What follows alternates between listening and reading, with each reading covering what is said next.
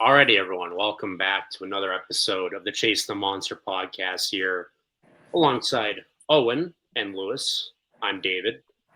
Great to have the three-man crew back here again, and even better to be doing it on StreamYard.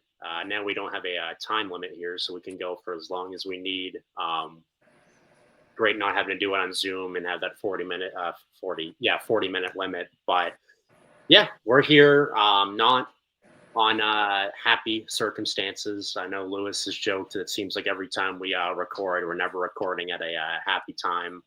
You know, the Red Sox don't have a happy flight right now, and Chase the Monster doesn't have a happy podcast day. So we're recording this about a little over an hour after the Red Sox dropped the series finale to the Athletics by a score of 5-3. The Red Sox dropped the series here this week against the Athletics 2-1. The Athletics won the first game 2-1. Red Sox bounced back to win in walk-off fashion in game 2, 5-4 in 10 innings. And then the Athletics won this afternoon on Thursday, the 18th, by a final score again of 5-3. So missed opportunity here for the Red Sox. 9 games left in the MLB season here in 2025, regular season that is, and things are starting to get really, really, really tight here in the MLB playoff standings, more specifically the AL wildcard standings. But before we go any further, I'll toss it off to both of you guys. What are we thinking in terms of how we feel about the Red Sox after this most recent series? What's going on, guys? First of all, I'm nervous. I'm not gonna lie to you. I'm very nervous. We had at one point, I think, a 5 or 6 game lead in the wild card. We had the top wild card spot at one point in the middle of August, and ever since September, it's just been.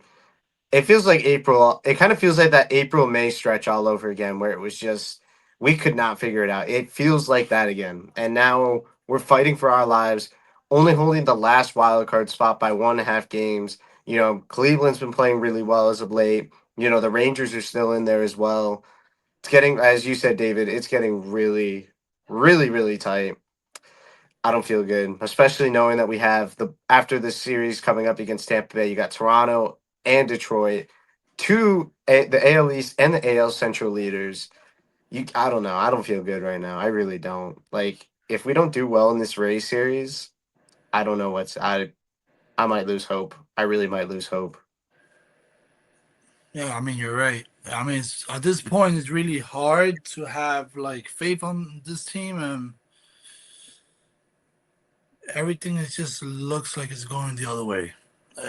Our luck when we hit the ball hard, it's not nothing's going our way at this point, and I don't know how to describe this because it seemed like we had like a play. We seemed like we were going automatically to the playoffs, and there we are. The Guardians are right behind us. Like, you know what I mean? And at this point, the Guardians have the best schedule for them. Like they're in a hot run right now. They could keep playing good baseball against the Twins on this weekend. So meanwhile, we have like the Rays and the Blue Jays, and then after that, the Tigers. That's a big difference right there. And I just feel like we gotta. This will actually prove if we're a playoff team or not. Because I'm not gonna lie with you, nothing comes easy in life. Nothing does. You gotta struggle for good things to happen. You get me? And I could be patient, and I'm still gonna be. At the end of the day, I'm still gonna be a Red Sox fan. But hopefully, it's like that. Like we struggled, and then for playoff, it's a different. We look different because right now nothing's going our way. Starting pitching is not looking good right now. Crochet and Luca didn't do good. Bayo didn't do good. Hopefully Crochet has a good start.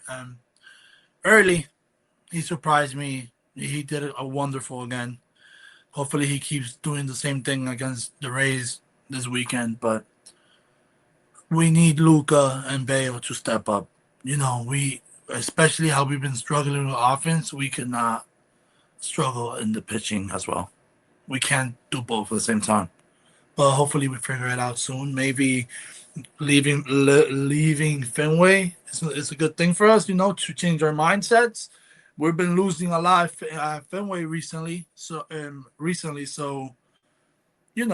maybe we could get out of Fenway, and that's we could start a hot run in Tampa or in Toronto, but hopefully in Tampa because things were not looking good for us. And I just saw the Guardians also have 2 games on Saturday against the Twins. So,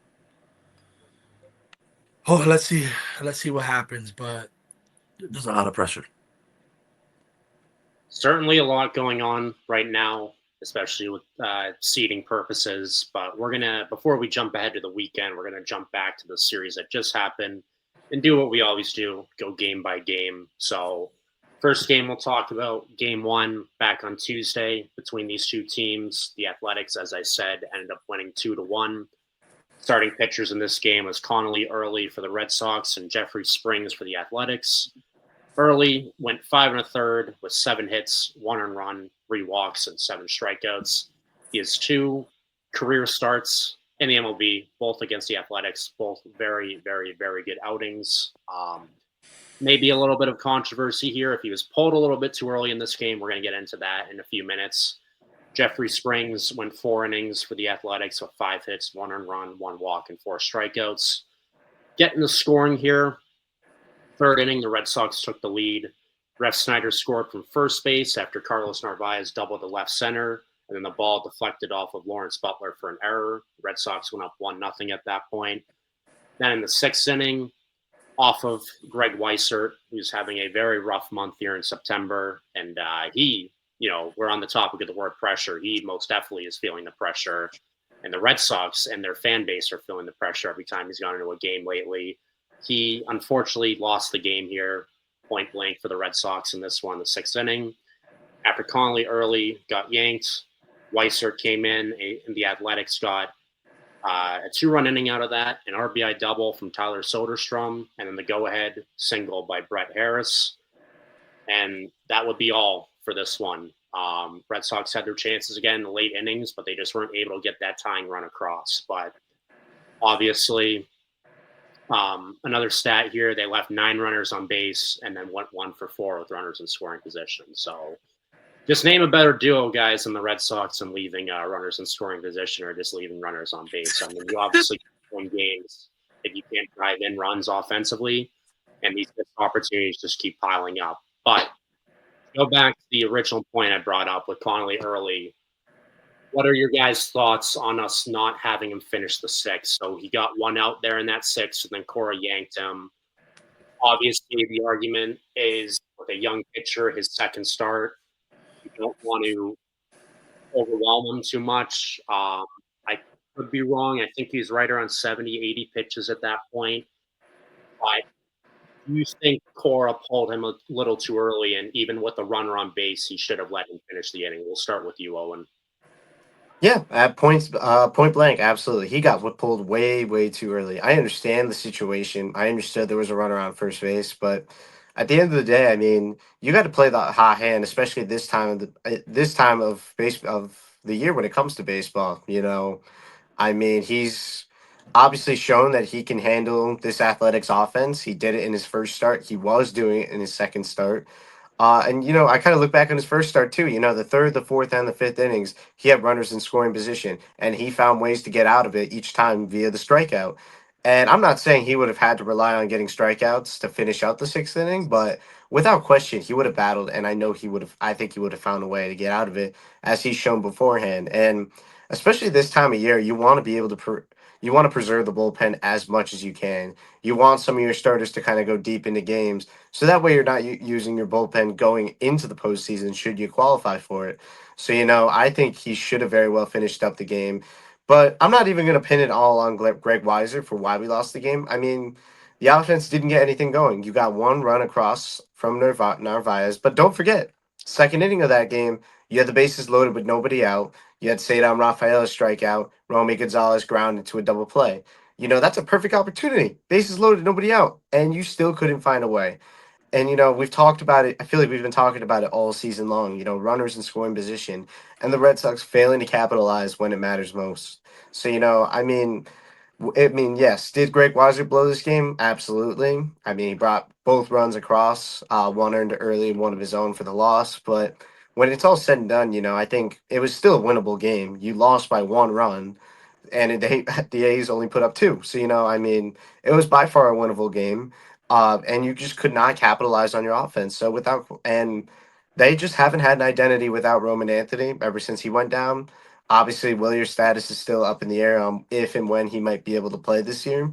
But yeah, point blank, it's the offense that literally has was the reason why we lost this game, and I do believe early should have finished that game, regardless of what happened.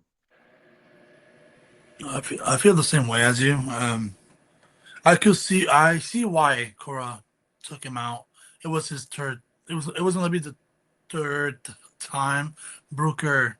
It was Brooker who was hitting. If I'm not mistaken, that was gonna be the third time. Like is one out, someone at first. You get me? I could see where he's coming from, bringing out the righty for him, and he got the right-handed. He got Brooker out. He struck him out, and Weiser did, but then he walked, and then you saw what happened. So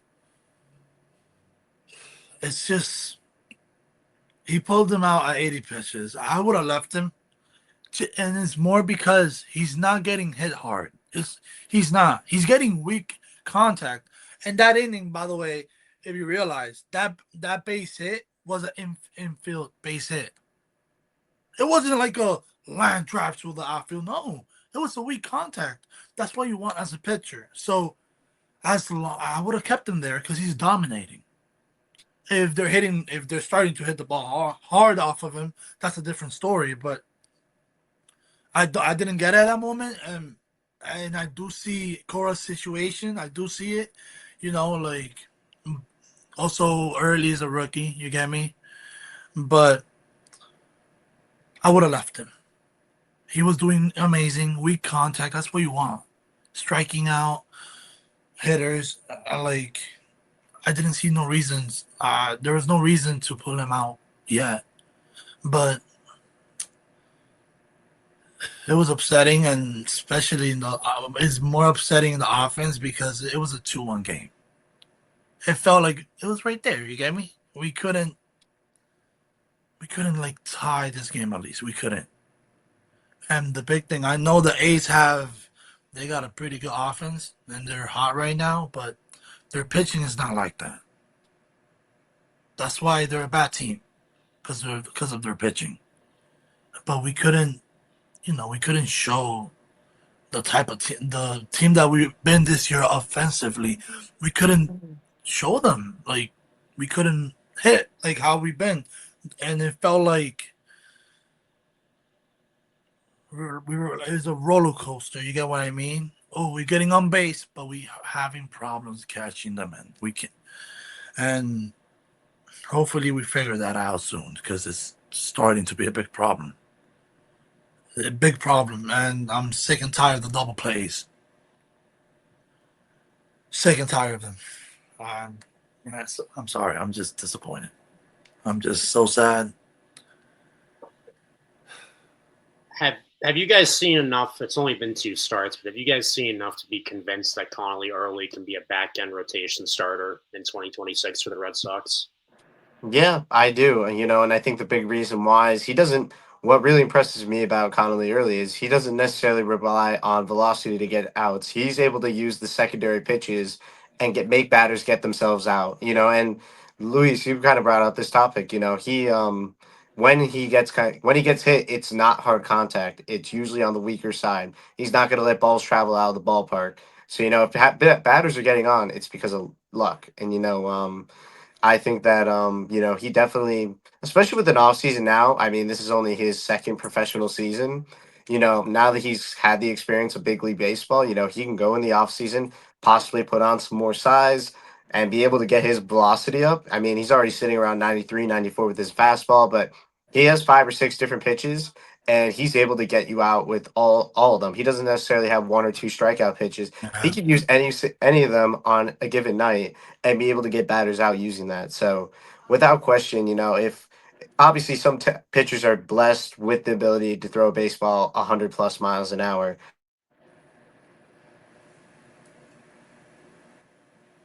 and Connolly really might not necessarily have to rely on velo to do it. That's for me really, really encouraging. And I think there's a lot of promise there going into 2026 with him in the rotation. And that's true.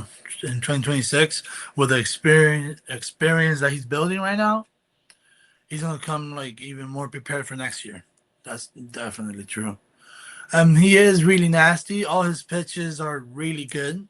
He just doesn't rely on one pitch. He his sinker. I like his sinker, to be honest. I like it a lot. But his slider and changeups are like the ones that have me shocked with him because he's really good. But it is surprising because he's also the way he acts. He's acting like a veteran out there.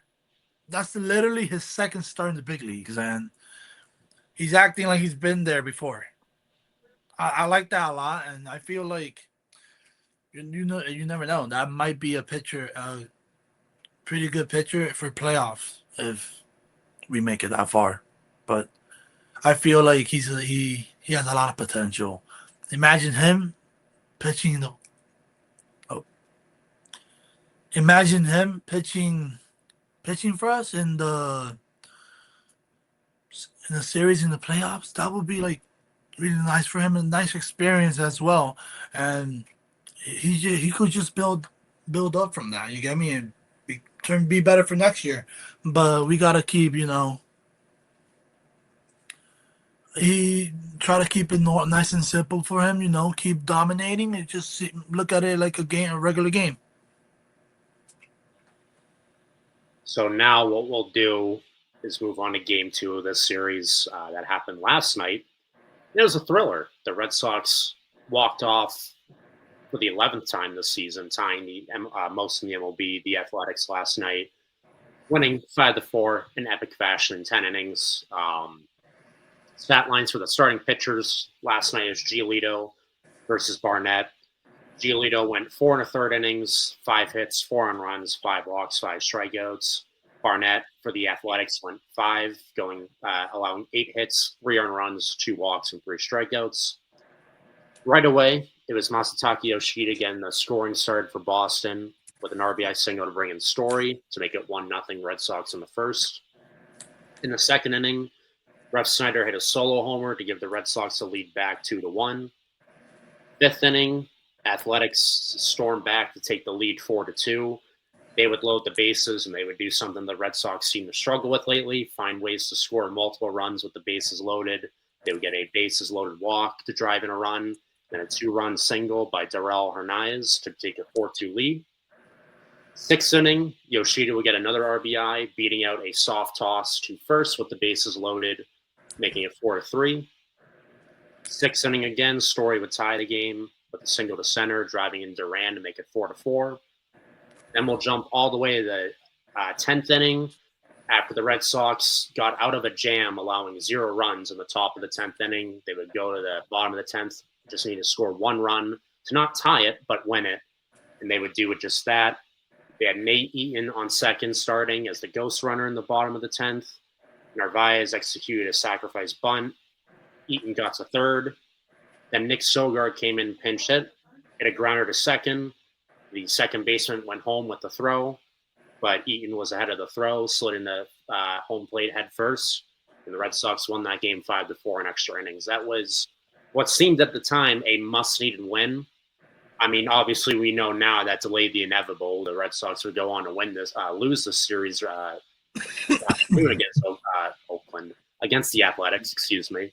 But that was a much-needed win last night at the time, guys. We needed to win that game. Just stop the bleeding in any way imaginable.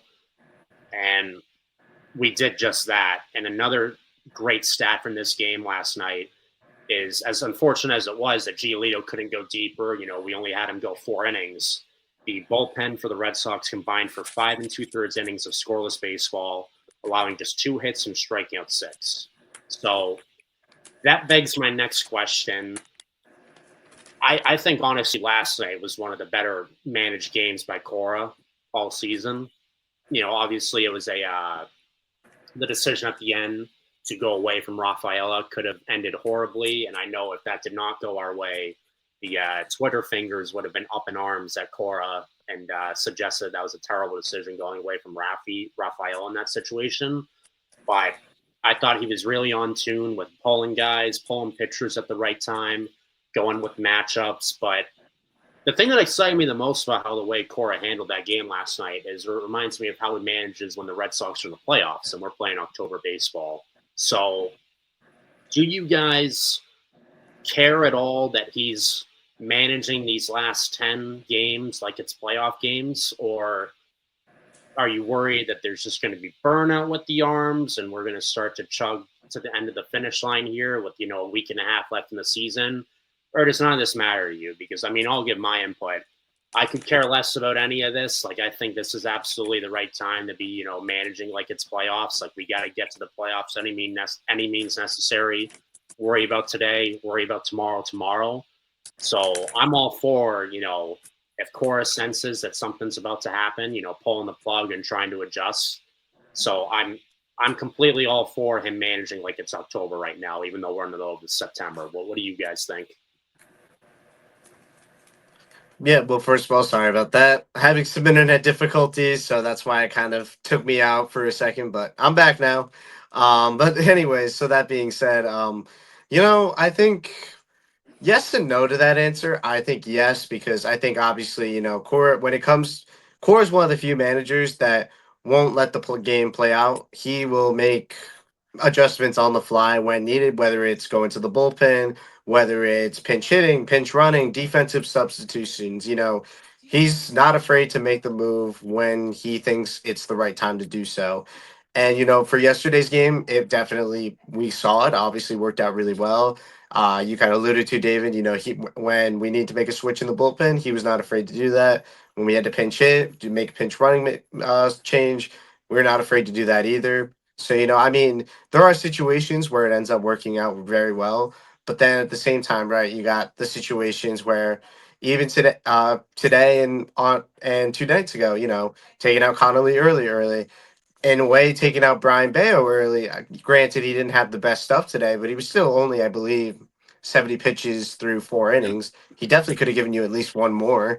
So that being said, it kind of depends on the situation, but I think unfortunately not every single move you're going to make is going to work out in your favor. But I do give credit to Core for trying. And we've seen it work sometimes. We've also seen it work not some.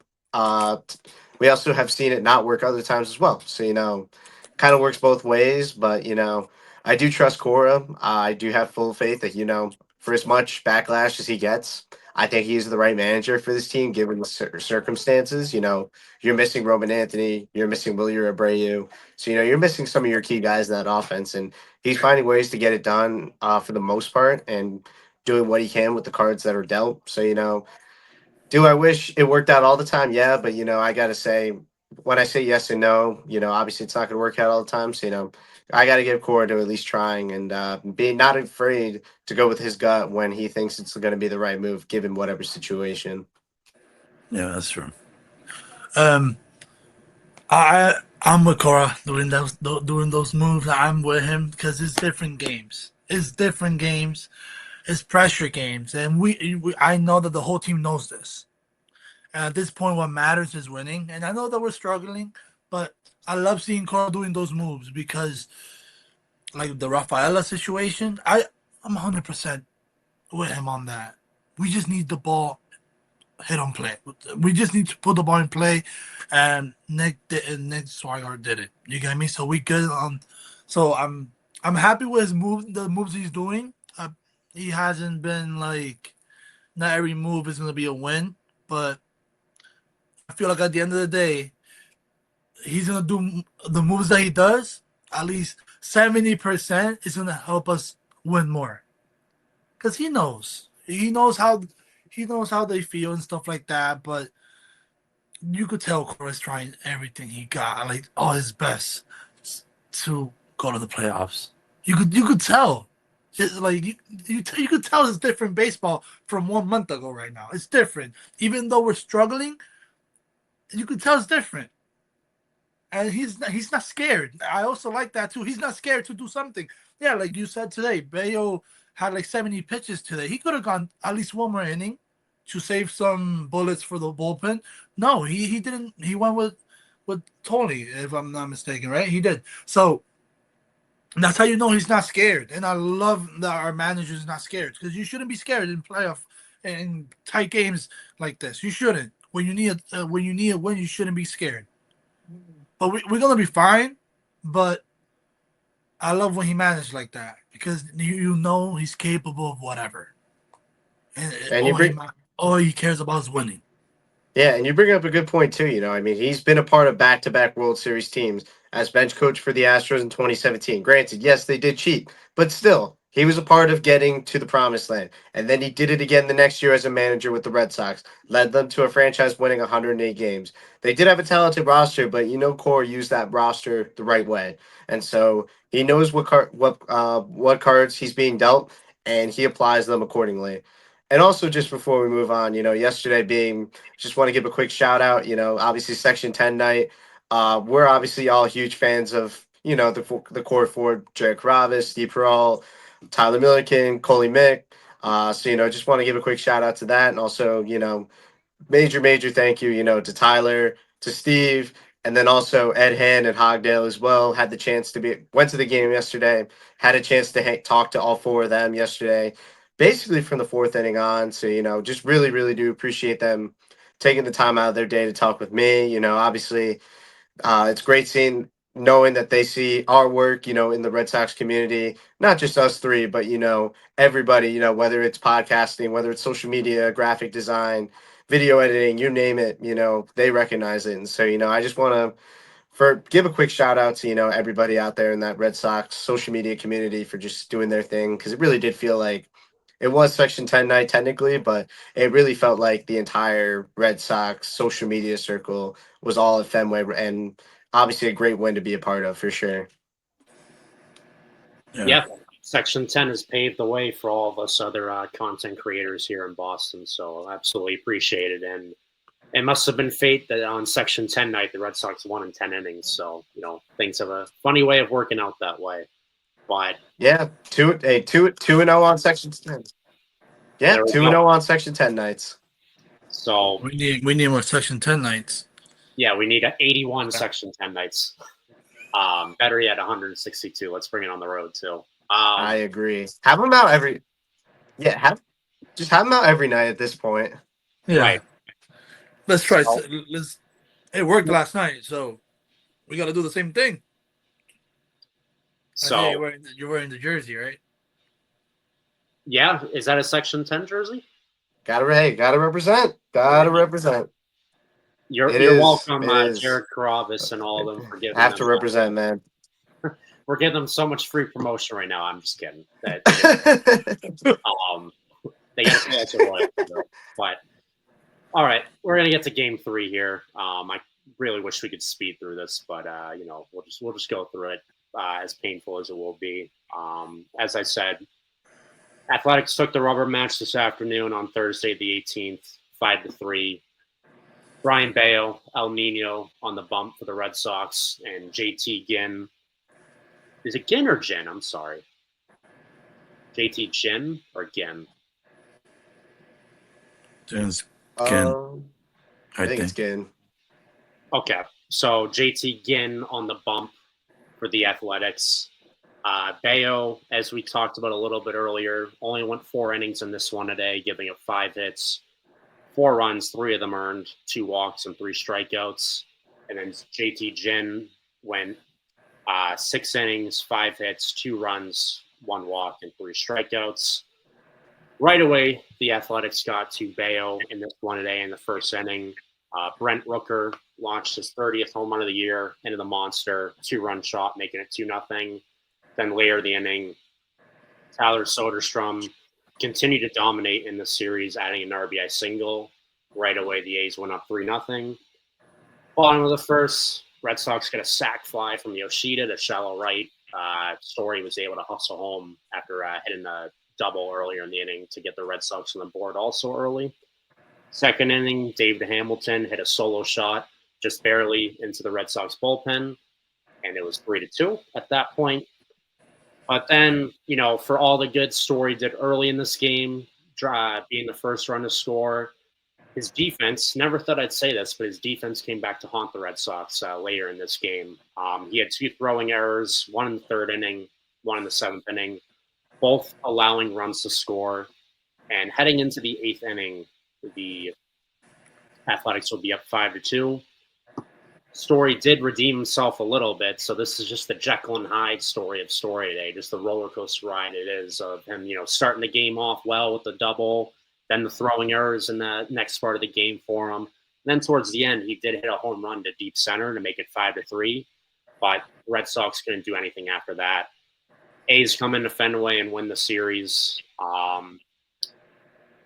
Not all negatives today, in my opinion, though. I mean, obviously, it sucks that we lost. Like, there's no way to beat the bush around that. And, like, this was a terrible loss and a terrible series given all things surrounding the playoff seeding right now for the Red Sox. But I do just want to highlight Peyton Tolley today. Made his first career MLB appearance out of the bullpen. And I was in love, or very, very, very impressed with what he did for the Red Sox today. He went 3 innings, giving up just 3 hits, no earned runs, no walks, and he had 4 strikeouts, including hitting 100 at one point on one of his strike 3 pitches. So that first inning was incredible from him, striking out the side. And then obviously, I mean, he did just amazing also in those final 2 innings of his relief appearance. But, I don't want to say all too negative because we can only talk so much about, the Red Sox struggles offensively. But seeing Tolley in the bullpen today brought up another question for me, and it's going to echo kind of what I was talking about earlier with Connolly early, unintended. Where do you guys see Tolley in the future with the Red Sox? Do you see him as a starter or coming out of the bullpen? Because I almost feel like we're at a crossroads again. I'm flashing back to the 2021-2022 scenario with Garrett Whitlock, where obviously he came with the Red Sox as a reliever, originally like a setup guy. Then he became our closer late down the stretch in 2021. Started 2022 as a reliever. Then we bumped him into a starting position. Didn't look good as a starter. Now we all know Garrett Whitlock is a dominant reliever again, a setup position. But what do you guys think Tolley's long-term role should be with the Red Sox? Do you think he's a starter or a reliever? Because I don't know the answer to this question. Yeah, I think that I think in this scenario, I think it's a lot easier if you're a starting pitcher. It's a lot easier to transition from being a starter to becoming a reliever than it is from being a reliever to becoming a starter. The two guys I think of when I think of that, obviously we talked about Garrett. You talked about Garrett Whitlock, David. Another name that comes to mind is Daniel Bard. Don't forget, I mean, he had a dominant season out of the bullpen in 2011, became a starter in 2012, and for a while it looked like it ruined his career. Stacked up injuries. I believe Tommy John surgery, was out of the game for a while. Obviously, had a great comeback story with the Colorado Rockies for a couple of years after being retired for a little while. But the point kind of still stands. I think it's a lot easier if you're transitioning from a starter to a bullpen role than vice versa. I think that given the situation we have right now, I obviously, Peyton Tolley's kind of like, in a way, I kind of said this when he first got called up to a couple people I knew. Kind of reminded me of when David Price got called up by the Tampa Bay Rays when they were making their World Series run. Kind of sprung around between starter reliever. Ultimately, became a very, very good major league starter for well over a decade. So, but I think obviously for this situation, we know Peyton Tolley's fastball is there. Obviously, one of, if not the best fastball in the minor leagues this year up until his call up. Obviously, the big question right now is can he develop true secondary pitches and use them accordingly? So, but I think if he is on the team, granted, if he does, should he not get traded? Obviously, we know that maybe the likes of Tolley and Early and some of these guys could be in trade talks this offseason. But should he still be here in 2026? I hope he is. I think you should at least start him out in the rotation. Let him have a true chance to develop there. See if his secondary pitches can play out. And if it doesn't work out, at that point, it's a lot easier to make that transition and go to the bullpen at that point. You know, I don't know why. He kind of reminded me of, Andrew Miller a little bit. I don't know if you guys remember him. He was a reliever with Boston for, I believe, 5 years. Ended up was really well known with his time with Cleveland. Obviously, being a long inning reliever for them in their World Series run. But kind of just seeing the fastball play, it's almost like you're facing an Aroldis Chapman kind of, but he can give you 2 to 3 innings as opposed to 1 inning with how hard he can throw his fastball. So for now, I think it plays in the bullpen right now, but long term, I would like to at least see him have a chance of becoming a starter for us and just see how that plays out in 2026. Yeah, I'm with you, Owen. I think you also got to realize this too, because this is his first year in our organization, so he didn't have time like to develop those pitches. He got called up right away. So Right. Not even a full like professional season. yeah. So early is when you're older than him, but early also. Last year he was in the minors for the Red Sox. So he had that year of learning experience. You get me? I can imagine they worked on his secondary pitches and stuff like that. But now look at early how good he is in year two. But Tony never got that chance. This is his first year in the organization, and he got called up right away. I mean, not right away, but in his first year in his first year with the organization. So we also got to realize that. But for now, I will keep him in the bullpen for now because he looked really electric. And I also realized that probably giving him more days of rest instead of like 5 days, like like a normal starter, probably gives him more power. Like because he was pitching, he looked like he pitched so good today that he looked like when he made his debut. He had the same on his second start, he didn't look the same way. He didn't look as his debut, even his third start either. So maybe being the bullpen should be a thing for him. You're giving him a couple days of rest because he's literally a starter. So you could use him for 3 innings or two, however you want to. But for now, we'll keep him there. But then in the off season, is definitely a starter because he's too nasty. He's too nasty, and right, his arm is already used to being a starter. So why change that? You get me? And I just want to take a step back before we start to talk about bigger picture things with the playoffs. Bayo was pulled today, as we talked about earlier, after just 4 innings and 70 pitches. For what it's worth, he is closing in on hitting his career high for innings pitched that he set last year. He's right now sitting around 161 innings, I think 161 and a third. And last year he threw 162 and a third. And he is going to start one more game at least, I think, in Toronto. He's scheduled to start. But do we think that he was pulled too early today, similar to early that we were talking about?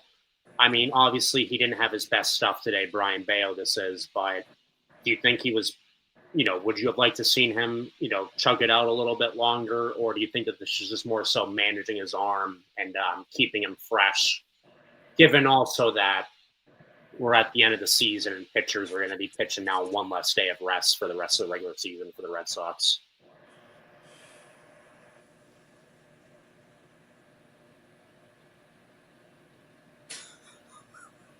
Did I lose you guys? Am I froze?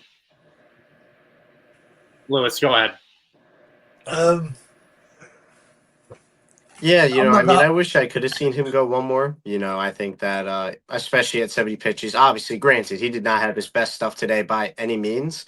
But, I think given the situation, I I think that oh, what's up? Are we having connection issues here? Yeah, it looks like we are. Oh, is my thing glitching? I'm not sure. You're not glitching, but I wonder if you're a few seconds behind. Yeah, yeah. I'm not sure. Keep going, keep going, keep going. Yeah, I don't know I don't know what's going on. Are you guys able to hear me? I don't know. You're seeing live technical issues right now. Oh, we good. All We right, am good. I good? I'm good. You're good. Just All keep, right.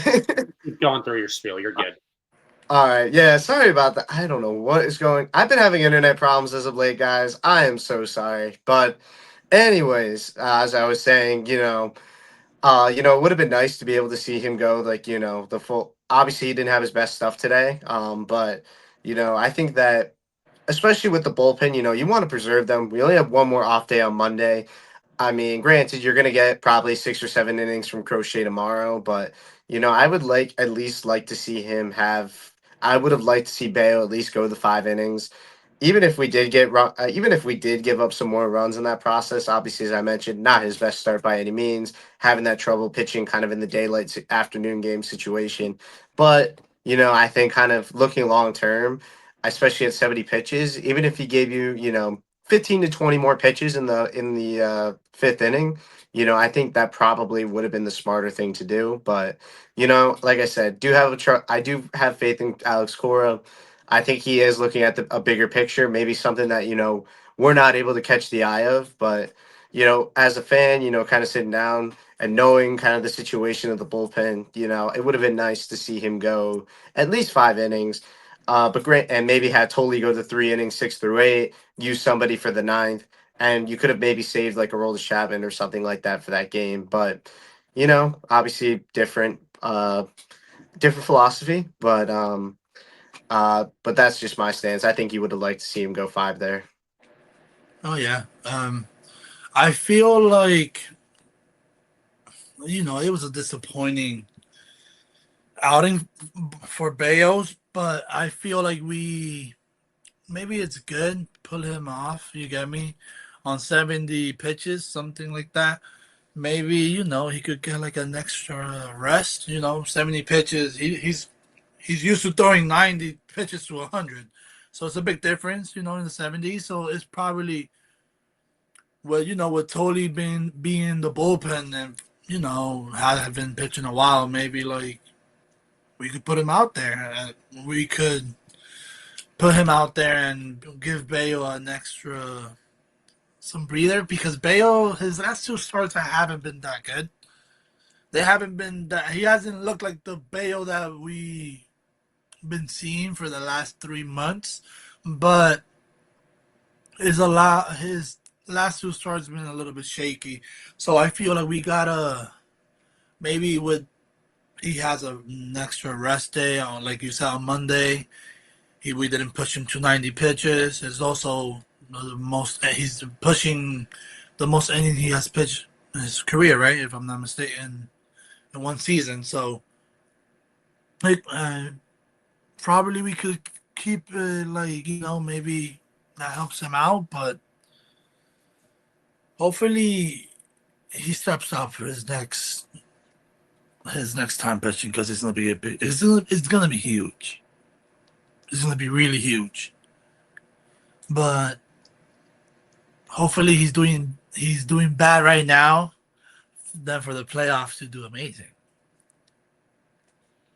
So the Red Sox next series starts tomorrow, this weekend, um, against the Tampa Bay Rays down at Steinbrenner Field. Expected pitchers tomorrow: Garrett Crochet. It is Crochet Day again for the Red Sox versus Drew Rasmussen for Tampa. That's a 7:35 p.m. start Eastern tomorrow night. Saturday at 7:05. Kyle Harrison, the lefty, is on the bump for Boston. Adrian Hauser is on the bump for Tampa. And then the third and final game of this series is going to be at 7:35 p.m. Sunday night. Connolly Early back on the mound for the Red Sox, and it's to be determined who will be on the bump for Tampa. So, obviously, just getting over this series. The next series won't start for another 25 hours from now. But what are your guys' predictions for how the series is going to go?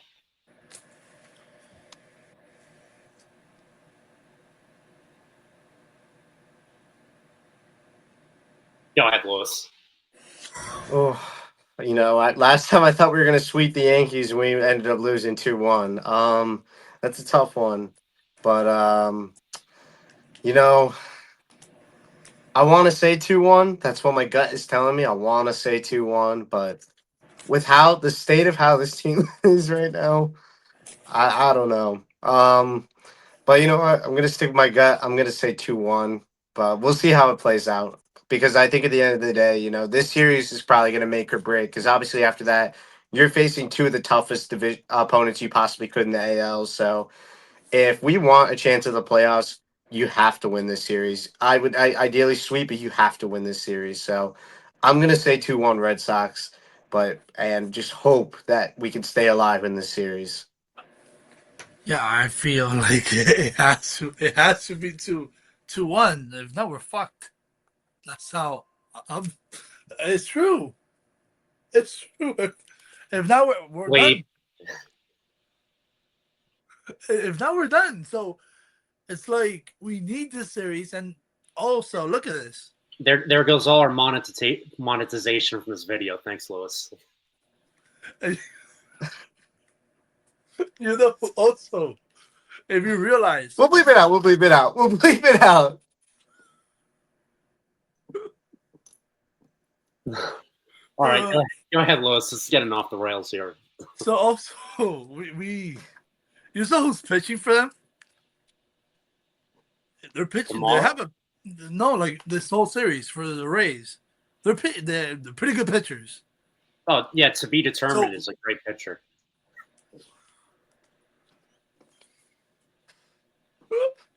Oh my goodness. Oh my goodness.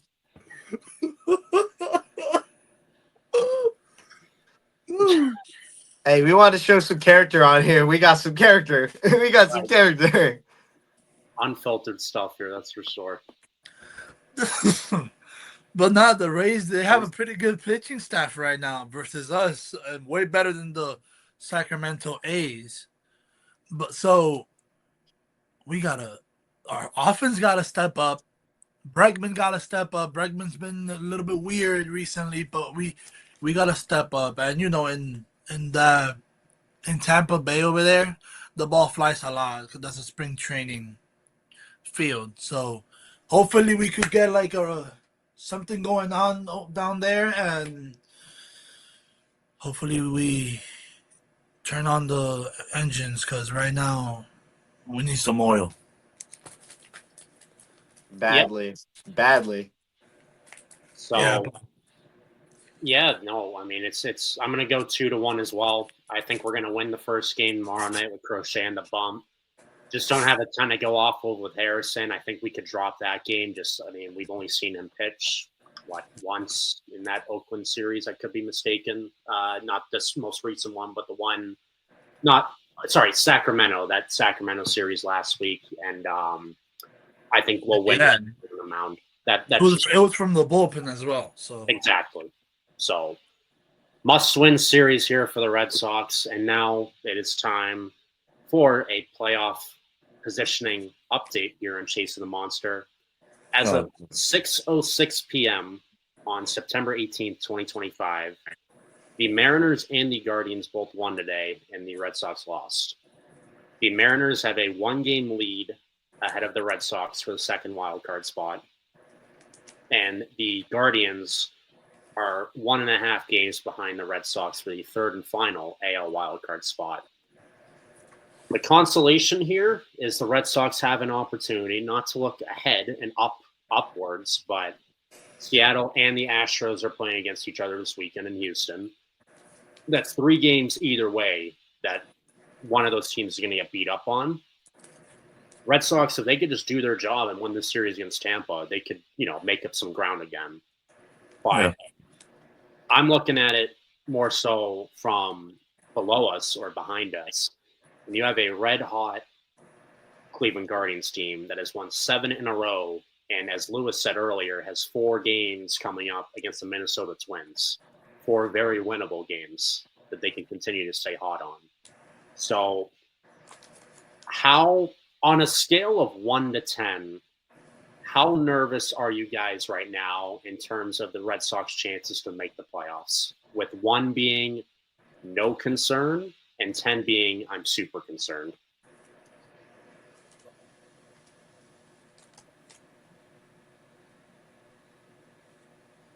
Ooh.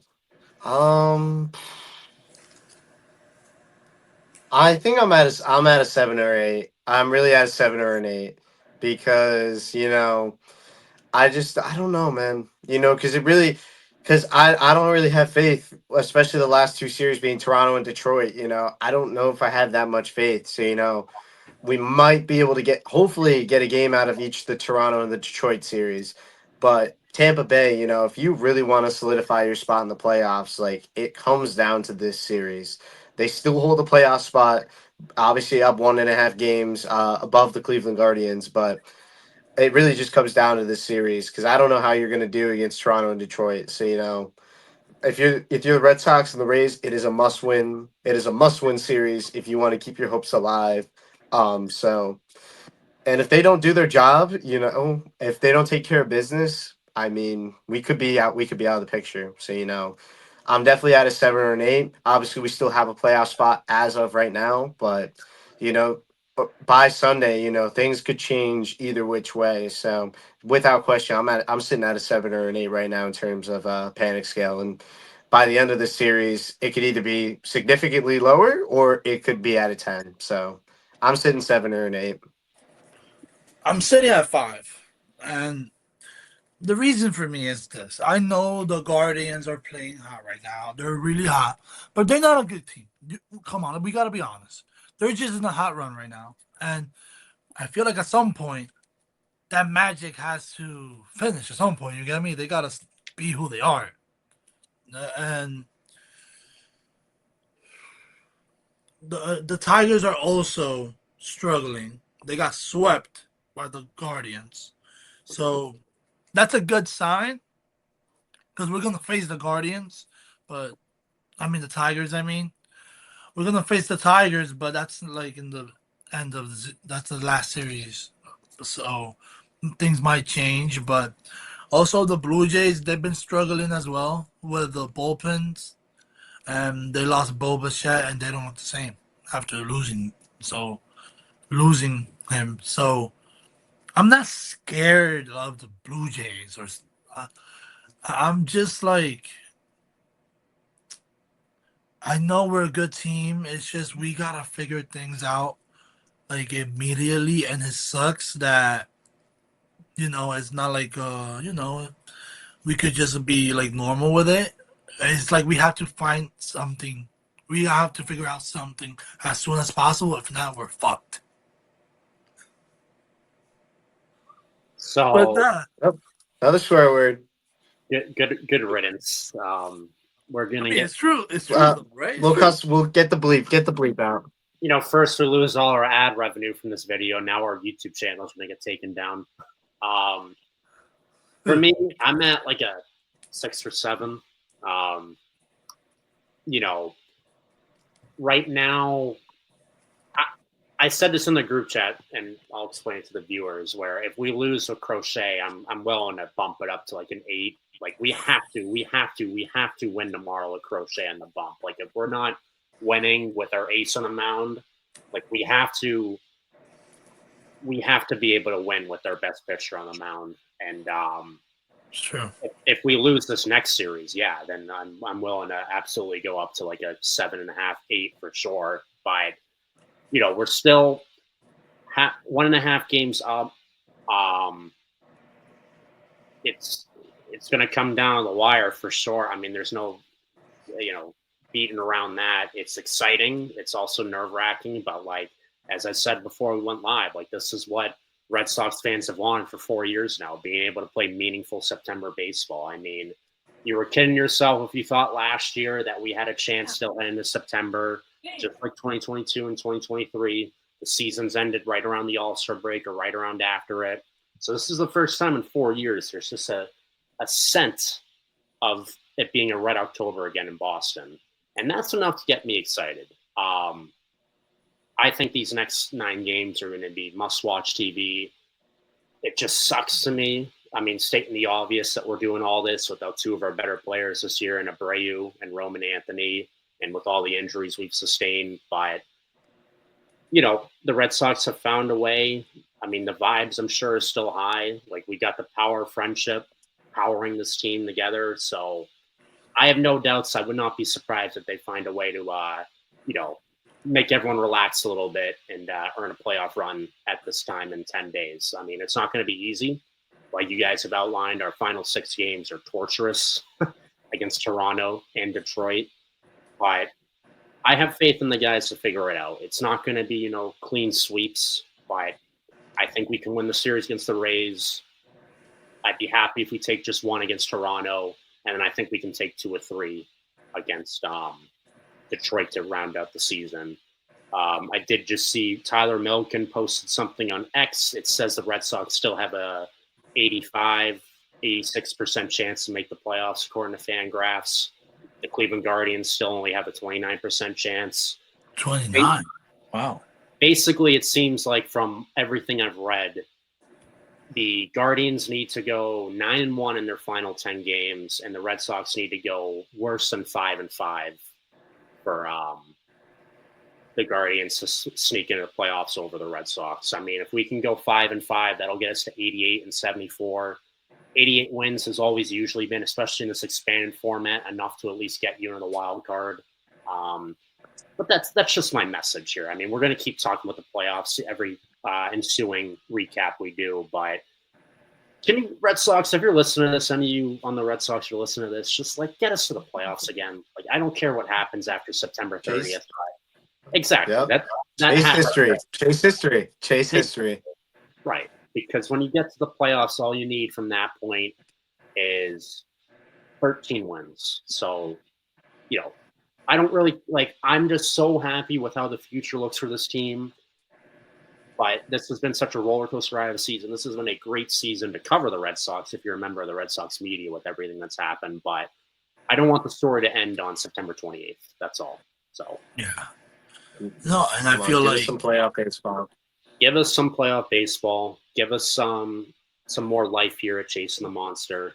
And, we'll be rooting for the guys still. My faith hasn't wavered. But, Lewis, were you going to say something else? I also there's positive things about this because, look, we're a team that apparently we never gave up, even when things were looking terrible for us. And look at us right now. We're still in the wild card spot. I know, you look at who we gotta face, the Rays, the Blue Jays, and Tigers, but that's part of the process. We've been that team that has been surprising everyone. This is the last. This is when you show. This is when you surprise everyone. This is when you you know what? I wouldn't be surprised if we start going off starting tomorrow, and we start doing amazing. But for good things to happen, there also bad things have to happen, and we're due. We're due. Recently, we've been struggling for the last 2 weeks. I know good things are gonna happen soon. They're gonna come. They have to. Not everything in your life is gonna be the same. Everything always has to change, and especially baseball. Baseball is so crazy sometimes, and I just feel like we're struggling now. But then after we struggle, after we're done struggling, I feel like we're gonna be fine, and we're gonna go into the playoffs, and it's it's like a learning experience because we're also a young team. We're dealing with things that a normal team, a team that has never felt this type of pressure before. You get me? When you want to win so bad, but we're struggling. This is new for us, and the one person that has the most experience in our roster is Bregman. Then Story, he had some, and Daniel Lowe, but half of the team doesn't have experience.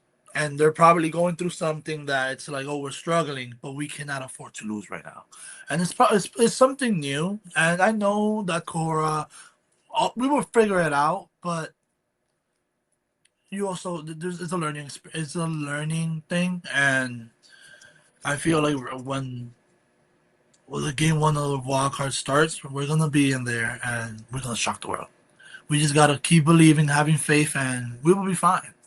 But this is part of baseball. You learn from it, and this is how you become a better team. Because we have struggled, a lot this whole year, but we always bounce back, like shocking the world. Always. It's just we gotta. We're struggling. I will put it like this: we're struggling for the last time of the year, and then when game one of the wild card starts, we're going crazy. Let's hope the Red Hey, Sox. Sorry, go ahead. oh, I was gonna say, I don't really have too much to say, Luis. I think you covered a lot of it, but really, I just have one quote by Kevin Millar, the great Kevin Millar. He said it to Dan Shaughnessy when they were down 3-0 to the New York Yankees in 2004. Don't count out the Sox. Don't count out the Sox. That's all I have to say. We've seen what this team can do. There's been some tremendous highs. There's been some tremendous lows. But we know in the end of the day, during those tremendous highs, what this team is capable of. We've had our injuries. Tristan Casas, Roman Anthony, Wilyer Abreu. I could keep going on and on, but we definitely have our injuries, but we found way. We traded Rafael Devers. There have been a lot of catastrophic events that have happened during this season, but we have continued finding ways to win. And I truly believe that this last 9 game slate is really going to show what this Red Sox team is made of. And I'm excited for this ride because hopefully this is the last time we struggle because as long as we, like you said, we just have to play 500 ball the rest of the way through, and we're in the playoffs. So we just have to just find a way. If you can find a way, I think good things are going to happen, and the sky's the limit from that point on. But just don't count out the Sox. That's all I got to say. Alrighty, let's just hope the Red Sox are tremendously locked in this upcoming series against Tremendously. the Tampa Bay Rays. Well, that's going to do it for us tonight here on Chasing the Monster. Another somber episode, as Lewis would like to say, recapping another series loss against the Athletics, but we're looking ahead at this series against Tampa. Right at the end of the season, the vibes are not low. The vibes are still high here in the Chasing the Monster community. We're going to keep doing these recaps for you for every series as long as the season keeps going. So get ready for all that content 1 to 2 times a week.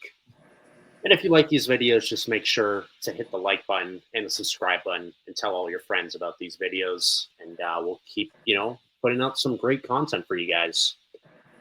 Thank you both for joining me on this episode. This was great. Always a pleasure to do this 3-man panel. And we'll be back at you for a recap against the Tampa Bay Rays early next week. All right, everyone. Have a good night.